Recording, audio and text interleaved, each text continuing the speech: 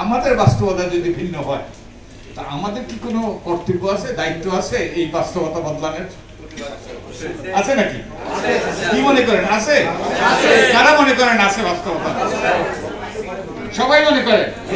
তার দরকার নেই। তার আমাদের এখানে আর কোনো সময় ব্যয় করার কিংবা সময় নষ্ট করার আর কোনো দরকার নেই।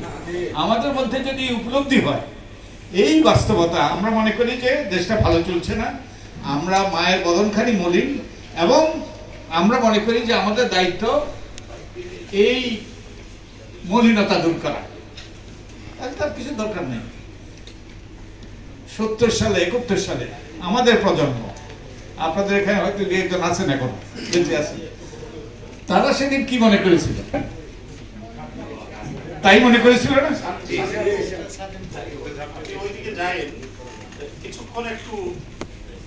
যে আমাদের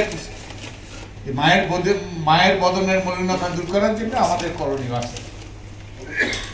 এখন তার জন্য কি করা দরকার?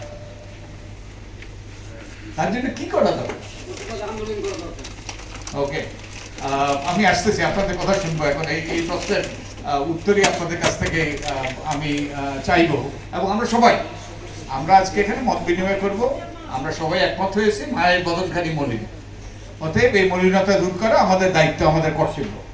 এবং আমাদের যে কথাটা আমি বলা শুরু করেছিলাম যে 70 সালে আমাদের প্রজন্ম সেদিন মনে করেছিল, এবং তারা কি করেছিল সেদিন? বুকের তাজা রক্ত বাজি করে তারা সেদিন বঙ্গবন্ধুর ডাকে কি করেছিলেন? যার যা কিছু আছে তা দিয়ে শত্রুর মোকাবিলা করার জন্য তারা এগিয়ে এসেছিলেন।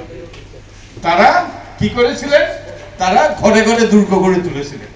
মনে আছে বঙ্গবন্ধু সেই অসাধারণ সেই আহ্বান যে যার যা কিছু আছে তা দিয়ে শত্রুর মোকাবেলা করো, ঘরে ঘরে দুর্গ গড়ে তোলো। আমাদের পূর্বসূরীরা, আমার প্রজন্ম, আমরাই তা করেছিলাম। আমাদের মা বোনরা ইজ্জতের বিনিময়ে এবং আমাদের বহু সহযাত্রী সহযোদ্ধা তাদের রক্তের বিনিময়ে আমরা এই স্বাধীনতা অর্জন করেছি। বাংলাদেশ নামক রাষ্ট্র সৃষ্টি হয়েছে, আমাদের মাতুল্য বাংলাদেশ রাষ্ট্র সৃষ্টি হয়েছে। তো এখন আজকে আমাদের কি করণীয় আমি একটু শুনতে চাই। আমরা কি করব? কে বলবেন? আমরা একটু সংক্ষেপে বলবো। আমরা অনেকের কথা শুনতে চাই, ও প্রথমে তার আগে আমি আমাদের যারা প্রয়াত বন্ধুরা আছে তাদের প্রতি আমি অগাধ শ্রদ্ধা জ্ঞাপন করতে চাই। বিশেষত এখানে আমার মনে আছে, আমি লাস্ট টাইম যখন এসেছিলাম আমাদের সভাটা অন্য জায়গায় হয়েছিল, ডাক্তার রফিকুল আলম, আপনাদের হয়তো মনে আছে।